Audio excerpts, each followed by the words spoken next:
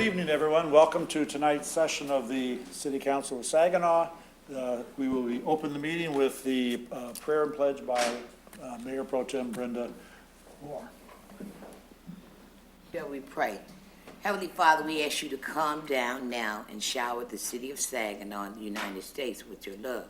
We ask for safe journeys on our city workers who are out during the winter months. And we ask that you just govern our hearts accordingly, the way you feel that we need to govern it tonight. These things we ask in the mighty name of Jesus. Amen. Amen. Amen. Pledge allegiance To the flag of the United States of America and to the republic for which it stands, one nation, under God, indivisible, with liberty and justice for all. Be seated.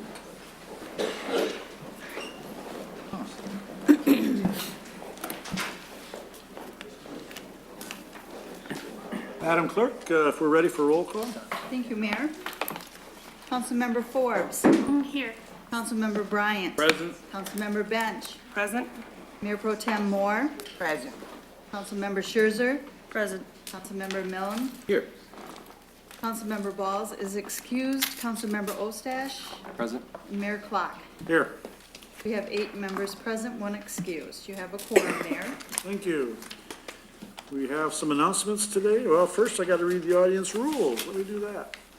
Good evening. Because this is a public meeting, we ask that all members of the audience please remain quiet and refrain from speaking, interrupting, or otherwise disrupting the meeting.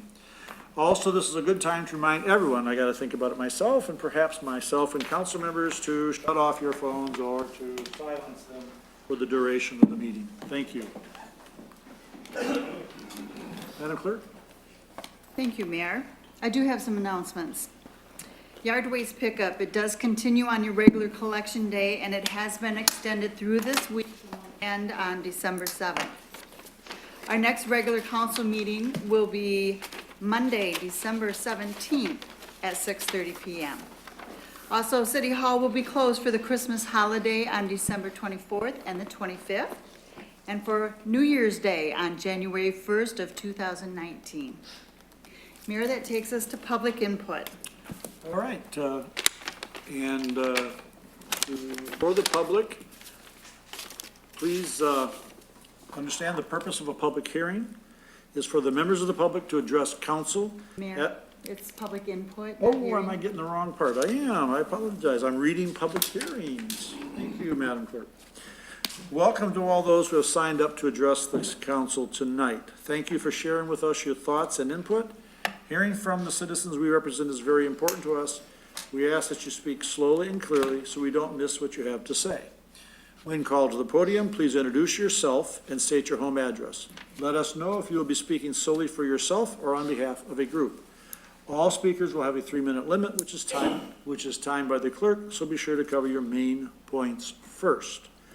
We ask that your presentation be courteous and respectful to the members of the public present, to the citizens watching SGTV, and to the council, so we can give serious consideration to your concerns. All follow-ups will be referred to city staff. Thank you. Mayor, our first speaker tonight is Levante Carrington. Ms. Carrington? Mr. Carrington, come up, please.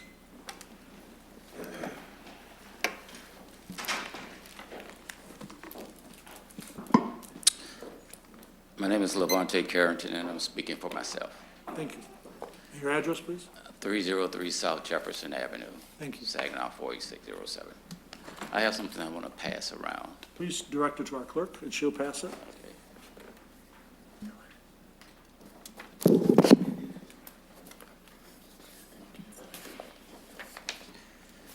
I came before the city council about 1.5 years ago about this ordinance. So far, I don't see any changes to reduce or remove the fees. According to the ordinance definition, section 0151-096, section B, C, D, and 1 does not apply to everyone. It has come to my attention that friends of city officials are getting their vacant registration tickets fixed or waived or taken away, and I feel that that's unfair.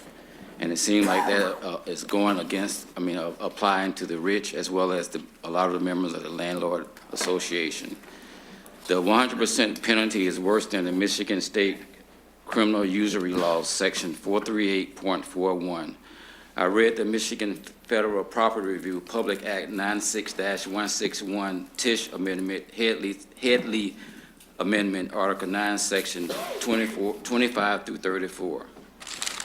I feel, in my opinion, that this ordinance needs to be needs to be repealed until it's satisfactorily affect everyone the same way. I understand that there are some neighbors who have gone to court, who's gotten criminal records over this ordinance, and what if they were trying to get a job somewhere and they got a criminal record. Another neighbor, she's supposed to be here, had to pay $900 in fees, and another neighbor told me that when they go to court for the hearing, they do side deals on the side, and they reduce in the way the fees, so it doesn't apply to everybody. And the last thing, I would like to know, how much are the lawsuits costing the city across the board? All types of lawsuits. So who would I get the information from? This will be referred to city staff, Okay, all right? and they will contact me? Well, the manager will do what he feels is necessary to contact or to follow up one way or the other. Well, I had tried to reach out to the city manager before, and I never get them return phone calls. The manager will follow up. In a call or a letter? That's up to him. I can't dictate to him what he does. You guys are the city council, you're the one who make the decision, am I not correct? We make decisions as to policy. The manager is the one responsible for these issues of responding. Thank you. All right, thank you. Mayor, our next speaker is Christina Chingman. I do not see her. Our next speaker is Wes Banning. Good evening. My name is Wes Banning. I can give you one of several houses I own that I have saved from destruction in the city, so we'll go with 904 South Michigan Avenue. First, I'd like to welcome the new city council members and congratulations to the new mayor. Thank you. The first thing I would like to talk about is the tax cap. It's obvious to everyone in this city that cares about this city that we need more money to run the city efficiently and achieve the goals of all of us. Unfortunately, as I am checking into this, it's a known fact that if you're a developer in the city of Saginaw, you don't pay property taxes, and if you move into one of these developments, you don't pay taxes. So you're asking us to lift the tax cap so us middle class or poor can subsidize the bill for them. So we would like to see a level playing ground on that. The second thing is, again, this vacant property registry. This is our second year we've been here, third year going on now. We've been promised something was going to be done about it. It never was. And there's not just the rich people investing and making a difference in this city. Not only has my roommate and I saved 12 houses ourselves that we are fixing up and kept from demolition, we have also saved 40 to 50 houses that we found buyers for from the land bank. And this and us are the people that this ordinance is hurting. It no longer needs to be here. The purpose of it in the beginning is no longer a problem in Saginaw. Do the right thing and repeal this ordinance. Thank you. Thank you, Mr. Banning. Mayor, that takes us to the remarks of council. Thank you, Madam Clerk. The council wish to remind you, each of you, that we have a 3-minute time limit, and today we begin with Councilman Bryant. All right. Thank you, Mr. Mayor. Good evening, everybody. Thank you for joining us here tonight. I just want to thank our public speakers for their comments. I know you guys have been here before, and we will continue to discuss that. But I wanted to say there's a couple things I wanted to touch on. First of all was it's Christmas time in the city, and as the manager mentioned at the last meeting, we're getting great reviews on our light display that's in front of City Hall and also at the Waterworks building. So I just want to commend Garfield and everybody who had a hand in that.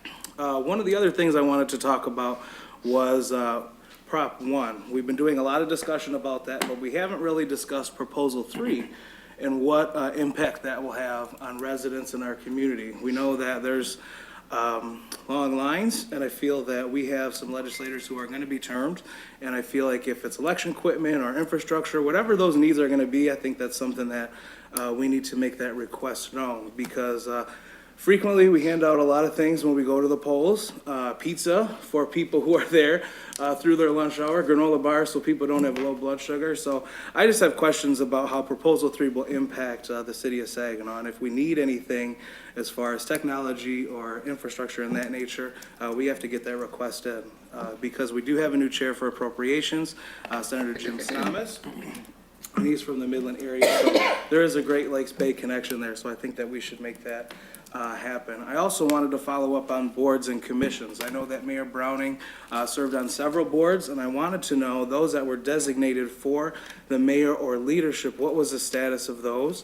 If those would be filled by council members, or, because I'm hearing a couple things in the community that regular citizens will be assuming those roles. So I want to follow up on that.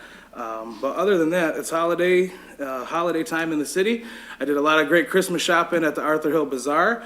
And purchased some things from students at the Transition Center. And I will be at the Farmers Market this Saturday, like the last 3 Saturdays, playing Christmas carols. I had the opportunity to bring 8 friends with me. We still have a piano at the Farmers Market from the Painted Piano Project, part of the Riverfront Development Commission offshoot Art and About, and it just lit up. There's no music in our Farmers Market, so I was happy to fill in as Santa walked in, and it just really made the ambiance and the feel of that place a little bit better. Want to commend Mayor Pro Tem Moore on a great newly elected officials academy meeting here. It's great to have that meeting here in the city of Saginaw. It's a Community Excellence Award, $23.5 million project, and it was just a delight to show that off. That's the end of my comments. Thank you, Mr. Mayor. Thank you. Council Member Forbes. Pass. Good evening. Good to see so many people in the house tonight. I just wanted to mimic a couple things that Clint Bryant said. I was also really excited to go to the MML newly elected officials evening last week, and I had never been in the basement, and it was really a wonderful meeting site. And I'm already planning to host one more meeting in that spot coming up. Definitely a good option for lots of our businesses and nonprofits in the area to show off that spot again in that way. I also wanted to talk a little bit about how we can make next election more smooth. I think that one thing that continues to be an issue is poll worker recruitment, and I know that I'm going to do my best to make sure that that we have a great group of folks that are willing to step up and facilitate the democratic process next election cycle. And I'm looking forward to working with any community partners that are willing to help me with that. And so. Sort of taking some steps, I really encourage the citizens to think about whether or not they can participate on election day by being a poll worker. So lots of good things coming up. I already did some Christmas shopping at SVRC 2 Saturdays ago, so I'll probably take another visit up there this time. But really great stuff coming up. So, and thank you for our speakers today. This is a process for me, and so I'm going to do my due diligence to make sure that I know all of the details of that particular ordinance, because it's really important that all people have an option to be able to invest in the city of Saginaw. So I'm looking forward to learning more, and I'll be working on that. Thank you. Thank you. Councilmember Ostas. Good evening. I'm going to tag a little bit on what my colleagues are talking about here. Is I did attend the training as well with them, MML. A great event, and did learn a lot there. And also, but I'm going to dive into a couple of different things that I want to bring up tonight too. So there are some other things that are going on in our city. There's always something. And I just want to make recognition too that this year the Special Olympics fundraiser, it's called Michigan Plunge, is going to be here in Saginaw, and it's going to be hosted down in Old Town. So for more information on that, it's at their website. And a lot of this information too, if you want, you can get it from my Facebook page. I push a lot of it out there too. So it's Councilman Ostash at Saginaw, Michigan, so you can find it there. Another thing I want to bring up too, because this is really important for our community, and Councilwoman Scherzer kind of made mention to something that was going on with an awareness day, is that was World AIDS Day was international for us on Saturday. So I just want to recognize that. That's also on my Facebook page, and there's a lot of information there on prevention and exposure and what you can do in the context in the community where you can get help, because as I talk to people, a lot of people don't know where that can come from. So I also want to thank our speakers for coming tonight. I am kind of familiar with the ordinances that they're talking about. I've been reading them. I think the one that you brought here tonight was a little different, so I'd like a copy of that as well. And I'd also like to know if there's an application process that they have to go to sign up for these vacant properties, because I'd like to see that as well, so I can fully get my head around what we're talking about here. Thank you. Thank you. Councilman Member Milne. Thank you, Mayor Clark. I also had a comment about the MML newly elected officials meeting. I wanted to point out that it does a great thing by bringing people from the Great Lakes Bay region and even a little larger area. They hold a number of these trainings all over the state, and so people tend to go to the one closest to them. So this helps us showcase Saginaw to people who live within easy driving distance of Saginaw and can come back and visit places like SVRC Marketplace. On Thursday, along with some of the other council members, attended another MML event about Proposal 1. More about that will unfold over the next year, so I'm not going to dwell on that a lot right now. And on Friday, Councilman Bryan asked me to fill in for him at something called Legislative Bites with our Saginaw County Chamber of Commerce, where we meet and get a chance to talk with our local state elected officials, both current ones and some of the new incoming ones. Even a couple who you don't think of directly as Saginaw related, but since so much of what we do is Great Lakes Bay regional related, it was really nice to meet with them and get to know them a little more. I also want to mention, I'm sure most of you are aware of the passing of former President George H.W. Bush, 41st President of the United States. Wednesday has been designated by President Trump as a national day of mourning, and I just ask that all of us take a moment that day to reflect on the life of a great American leader. Thank you. Thank you. Councilmember Scherzer. Thank you, Mayor Clark. I, excuse me, also want to thank our speakers for being here and sharing your concerns as we continue to look into the issues, because there are issues within our city, so thank you for coming tonight. I also attended the MML training with the fellow council members, and it was great to see elected leaders in the community come together. Look forward to more MML trainings in the future. I just want to share that it is the holiday season, so let's make sure that we break down our boxes as we get all of our gifts or give gifts, and then also to remember to recycle. It's going to be important. Like the clerk stated, we do have one more week of yard waste as well. So just let's take advantage of it and look at our streets and our curbside. And then last, just want to encourage all the residents to shop local. We have a great marketplace. We have the downtown and old town areas. We've got Annie Mae's on Court Street. We got Pasong's.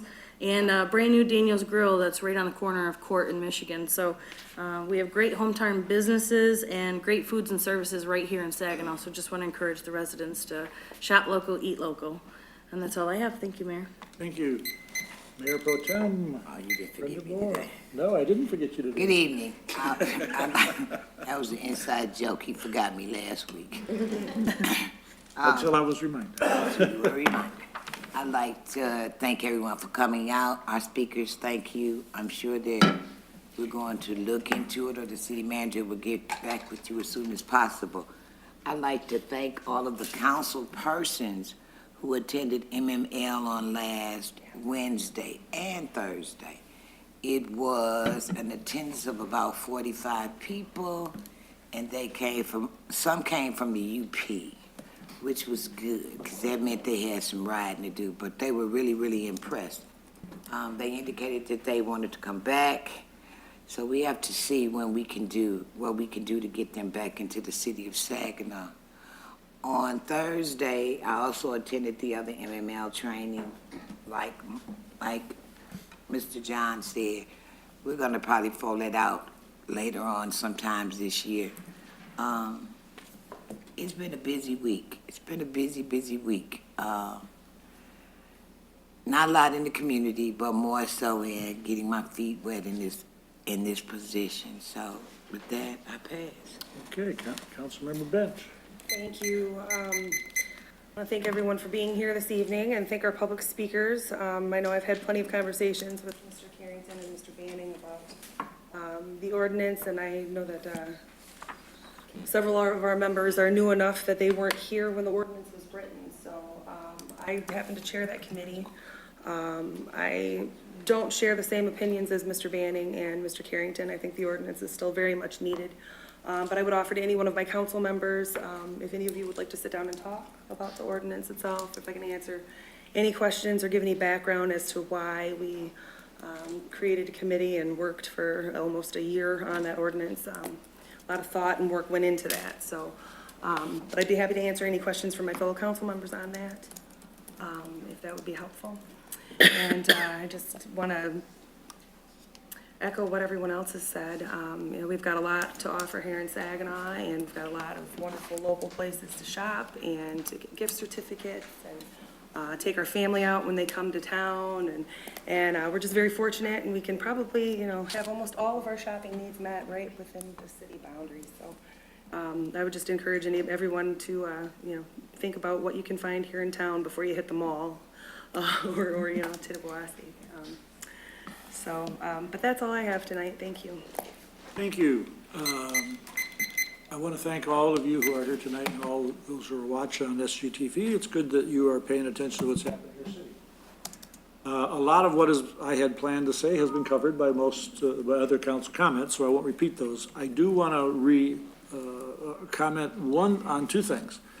The suggestion that our vacant housing ordinance is no longer needed, I don't think is correct. I agree with Councilmember Bench. That has a very important place in our city, and I do encourage our council members to learn more about it. And you have to form your own opinion, but at this point, when the ordinance was passed, I think it was determined by council it was a very relevant and necessary ordinance, and in my opinion, it still is.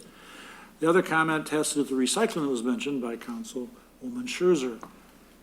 People may not realize it, but if everybody in the city were fully utilizing the available recycling process that we have, it would probably substantially reduce, or at least mitigate further increases in the future, the dumping fees, the trash hauler dumping fees at the landfill. It is an important fact that every time you have a trash hauler dump at the landfill, it costs money. So recycling in the long run can benefit everybody in the city if they do it. So I would encourage also everyone to not only continue if you are doing it, but to start recycling. If you aren't, you can contact the clerk's office, who will help you with arrangement for one of the orange boxes that you can use. And they have labels for you to put on other boxes for recycling if you wish to use those. But please do begin recycling if you have not, and continue if you are, and increase it. Also, I do want to mention on the tax cap issue, part of the problem mentioned Mr. Banning, the tax cap is one of the reasons that you may not see as much enforcement as you would like of the vacant housing ordinance. We don't have the staff that we would really need to do as well as we possibly could. Also, I'm not aware of any properties that are property tax exempt. There are some rollbacks, or there's some things that are helping some of these developments, but other than charitable organizations or eleemosynary organizations, things of that nature, private businesses aren't getting exempt or being exempt from property taxes. Some of them might even be frozen, but they're not exempt. So I don't think that's a correct statement as well. And finally, for those of you artistically inclined or musically inclined, this coming Tuesday, December 11th at 8 o'clock at the Temple Theater will be the Saginaw Bay Symphony Orchestra's Christmas concert. And I would invite all council members to attend. Thank you. Time that over. Madam Clerk? Wow, very good. Mayor, we are at reports from the manager. Mr. Manager. Good evening, and I think first I'd mention the proposals that did change election law. We can have the clerk give an update on that, the impact that could have at some point, maybe at the strategic planning session. We'll just have a brief update with that. The number one issue that we have is election workers. And we have been trying to recruit election workers for a long time and have not been that successful.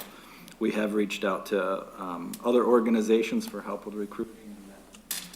Sadly, hasn't produced any additional workers, but anything that if you have organizations that can help, or you know people that are interested in working with that, I will welcome the help. We did purchase additional equipment to have 2 laptops this last election. There weren't 2 laptops at every election location because some workers did not show up or called in sick or backed out a week in advance, various reasons. But we do have the equipment if the workers are there. Potentially, the new laws could impact that and could cause additional lines. So if we can make people aware of that too, that would be a good thing. Councilwoman Bench did mention that the vacant property ordinance was a product of a pretty long process where council members met as a committee with city staff that work on property matters. So a lot of thought did go into that. And then last year, after we did have complaints, a group of us did meet again and reviewed the issue again. And I don't think we said we would make changes. I think we said we would review the matter again with review. From time to time, different issues come up, so we do review them in that manner. I will say that the questions that do come into my office get answered. They don't always get answered by me. I do refer them to staff, and I know that staff has spoken with both of the people who made personal appearances this evening to discuss the issue and talk about enforcement. If there are other questions that came up regarding cost of lawsuits, those should be submitted to my office via FOIA if they aren't general information on the website. I think that is the items from personal appearances tonight. I'd also like to mention that the police officers of the month for this month are Dominic Vasquez and Jordan Englehart. I think most of you have met those 2 individuals, but they were involved in a pretty serious incident and did a great job. I'm sure you'll hear more about that when the annual awards come up next spring. The civilian of the month in the police department, there are civilians of the quarter, Mary Gibson and Michelle Primo are both the civilians of the quarter.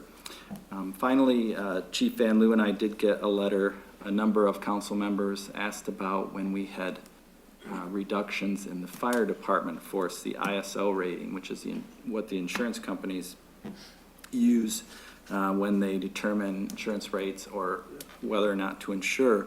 The city of Saginaw did remain at the same level as they were at the previous review, so that did not go down, which was the fear of some people. I know there was concern that would decrease. They have changed the survey somewhat since the last time, so the city did receive additional credit for community risk reduction efforts, which the fire department has done a great job with that, and Chief Van Loo has really emphasized that. So that did make a significant impact on the survey. So I think Chief has done a good job at addressing a lot of those issues that have come with a reduced force. And finally, we do have a presentation of our annual audit tonight. Jamie Rivette from Yo and Yo is here. So I would ask her to come up and do her presentation. Welcome. Thank you. Thanks for having me here tonight. Thank you. Well, I do appreciate you for having me here tonight. We're going to go over the highlights from the audit, and I just wanted to point out that it is through June 30, 2018. So just to start off, I'll give you a little bit of background on what the audit opinion is. That really is what City Council is looking for us, is to give an opinion on the financial statements. It can only be issued by an independent CPA firm, and it really is management's responsibility for the preparation and fair presentation of the financial statements in accordance with generally accepted accounting principles. And then my team and I come in and we audit the information provided, and then we give you an opinion on it. And the city was issued issued an unmodified opinion, which really is the highest level of assurance offered, and it means there are no material misstatements in the financial statements. And I also wanted to point out that the city did receive the award for the Financial Reporting Achievement from the Government Finance Officers Association for their June 30, 2017 financial statements that were submitted. This award is really for excellence in financial reporting, and I just wanted to say a great job to all those involved in the process, and it really is a great accomplishment that they should be proud of. So I put together a pie chart for you to kind of look at the general fund revenues. I think it's a little bit easier to look at a picture instead of trying to follow some numbers across on our report.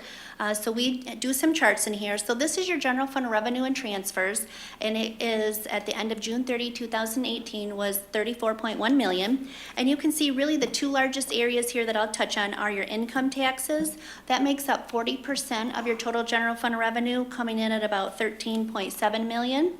And then we also have what we call intergovernmental. That is 24% or about 8.4 million. That's your state shared revenue that you received from the state of Michigan. The next slide I have is your general fund revenue and transfers, and we've been charting those out from 2012, so you can just kind of see a picture for the last few years.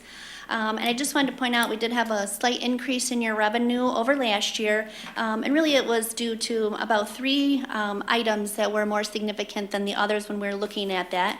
You did receive a grant from Michigan Department of Natural Resources for about $105,000 for Ojibwe Island. And you also received $70,000 additional this year from Land Bank for weed cutting that was done. And one item that's noted in your general fund this year for revenue that you did not have last year was the capital lease proceeds that you had this year, and we did not have those last year. So now we're switching and looking at the expenditures for your general fund, and that came in at 31.7 million. And you can see the large section at the bottom, the green area there, that's public safety. That makes up 59% of your total general fund expenditures. So you kind of think of it as every dollar going out, 59 cents is related to public safety. And that includes both fire and police in those figures. And then general government, that makes up 14% or 4.5 million. And we do follow the state chart of accounts. They tell us what we need to include in that section. So it includes city council, city manager, office of management and budget, and also the largest section is really the retiree health insurance and contributions, which is about 2.2 million. That's included in that number for general government. So I have the same slide as I did for the revenue. We've been charting your expenditures also since 2012.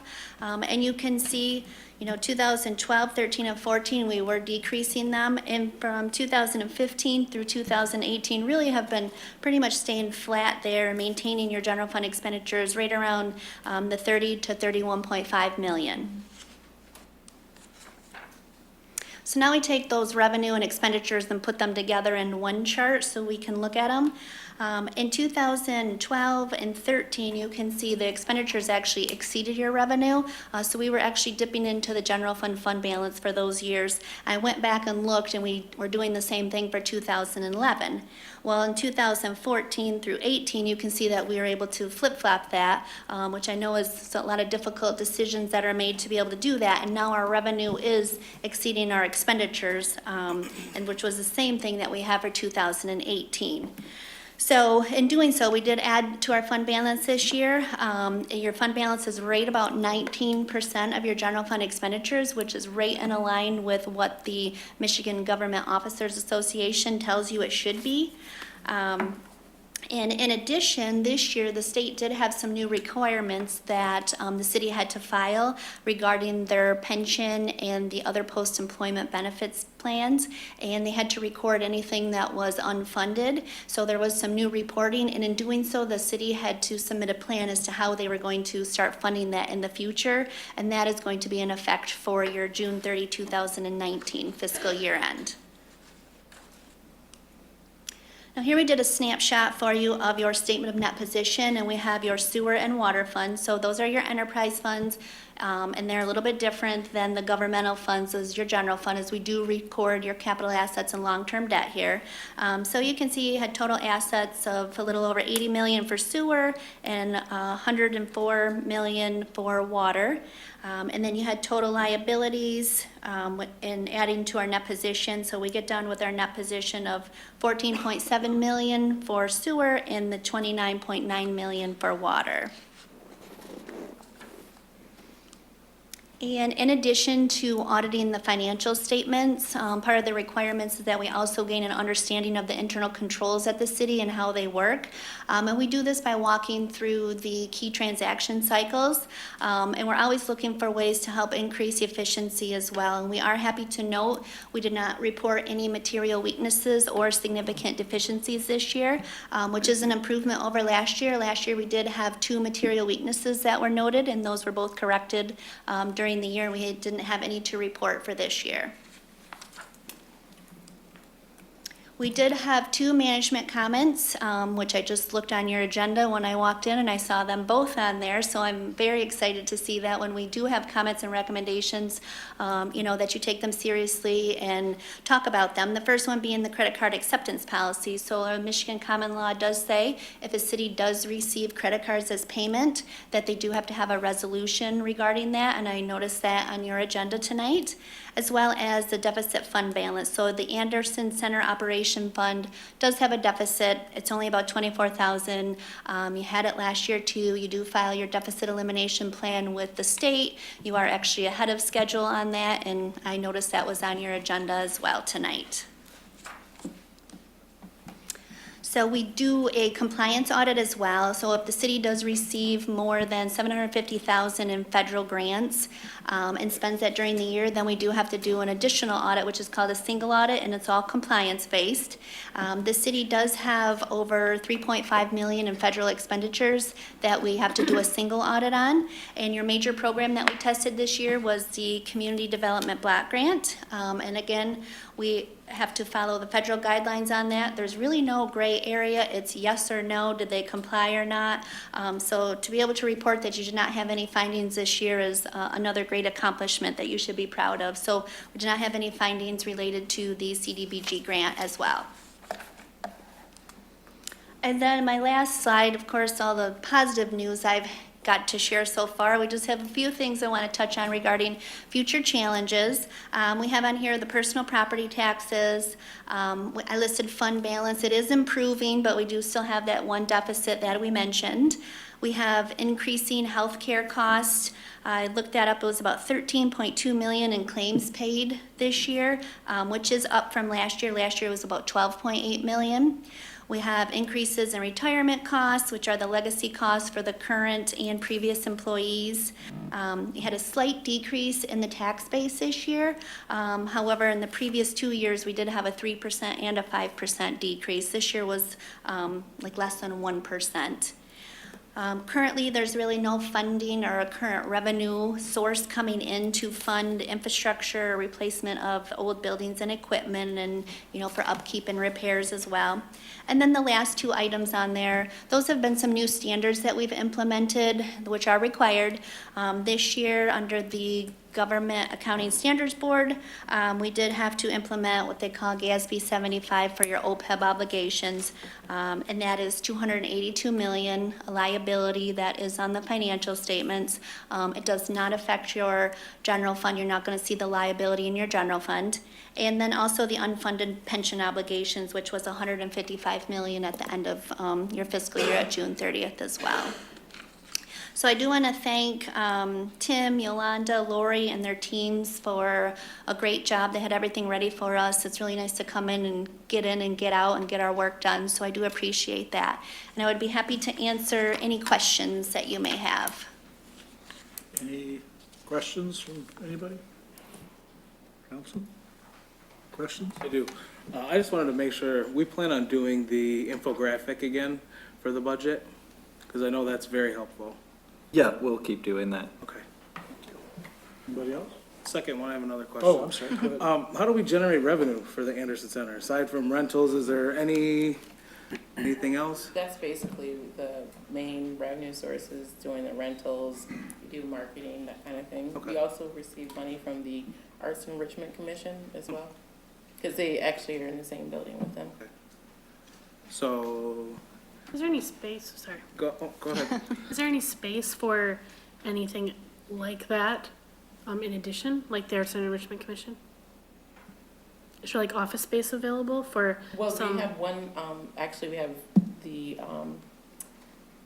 superintendent over there, as well as the director of the Arts Enrichment Commission that has space there, plus a couple keepers or groundkeepers there. Yeah, I don't think there's any additional office space Okay. available there. No. Can I get the rental costs? Yep, we can provide that. Thank you. Is it Mayor that, Pro Tem. is it that it's not being rented out, or what? They were in such a bad debt. No, I think that they've done a good job, as Jamie mentioned, that we put in place a deficit elimination plan that involved changing the way we did some billing there, and also asking them to change their model and how they market and how they rent. And we had a plan set up, I believe, 5-year, and they are ahead of schedule. So they've been improving in the efficiency that they've had there and the rentals. Anybody else? Any other? All right. Thank you, Jamie. Thank you very much. Good news. Good to see. Thank you, Jamie, and I'd say thank you to Lori and her staff, and Yolanda and her staff, and the rest of the departments do provide information for the audit as well, so it's a team effort, and I think Jamie would probably agree that this is probably the smoothest it's gone in several years since they've been doing it. Jamie's been working on it since Yo started here with the contract, with the last contract. So I think everyone should be commended with that. We have our fund balance in a place where I think we're in a good position. If you'll recall, back when Jamie showed on her chart, when we were taking from fund balance, it was down to about $245,000 at that time. So we've been able to build that up, and that's a concerted effort that you really have to focus on, and all the departments are managing their budgets constantly, and also I think we have to thank Dennis and the work that he did with the retiree health care, because that is a huge reason for the savings as well. So now we look at what do we focus on now, and that leads me to the last slide that Jamie had with the issues that still exist. We're looking at a lot of buildings that we have that have maybe we haven't kept them up. I'd call it deferred maintenance because that sounds better. But we do have a lot of work that we need to do on the buildings. And also, we are still waiting to hear from the state of Michigan regarding our OPEB plan that we submitted to the Department of Treasury. We don't know what their response is going to be. Most of the local units and authorities that did apply for a waiver on that were denied. So they do have a lot of plans that have been submitted. I haven't heard from anyone else what the response has been. Jamie shaking her head because they'll usually call their auditor if they get a response. So we'll see. They may require us to put a little more funding in there, or we may want to do that to build that up at a faster rate. So all of that we're going to be thinking about when we're working on next year's budget. So again, a good job by the auditors, I think, and the staff with that. And finally, I just wanted to mention Council Communication 2, which is the council schedule for next year. There are 2 dates that I wanted to point out. March 18th is Student Government Day. That is a daytime meeting, so that's a noon meeting that we have, and the city's been doing that for close to 100 years, I think. So that's a different meeting. And then January 25th is our strategic planning session. And that we put for a Friday this year. We had been doing it actually I think the first one we did was on a Friday.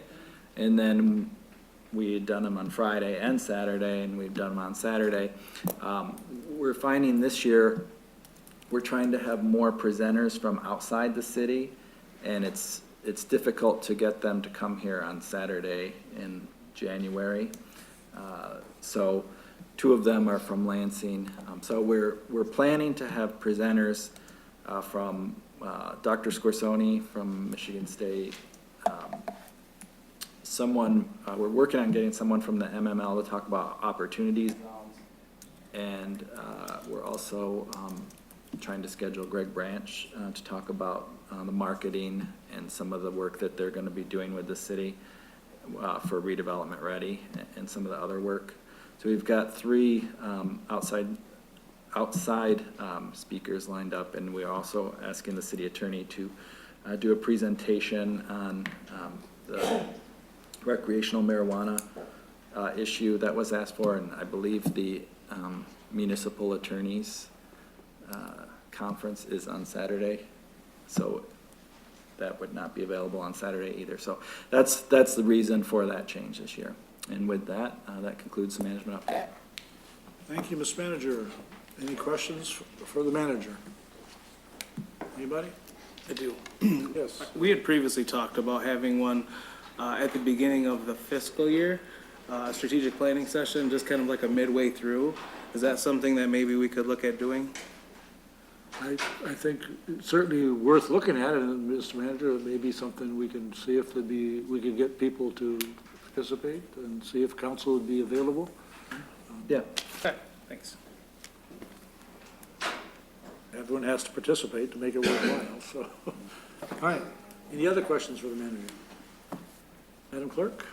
Mayor, your next order of business is the consent agenda.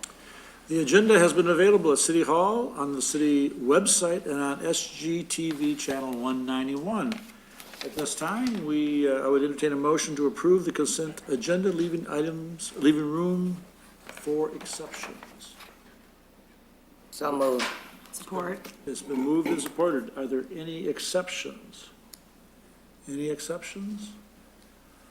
Hearing none, all in favor? Aye. Any opposed? Madam Clerk? We are now at boards, commission, and committee reports. Are there any reports from city boards and commission representatives here on council? I do, I'll go. Yes. The planning commission met this past Tuesday.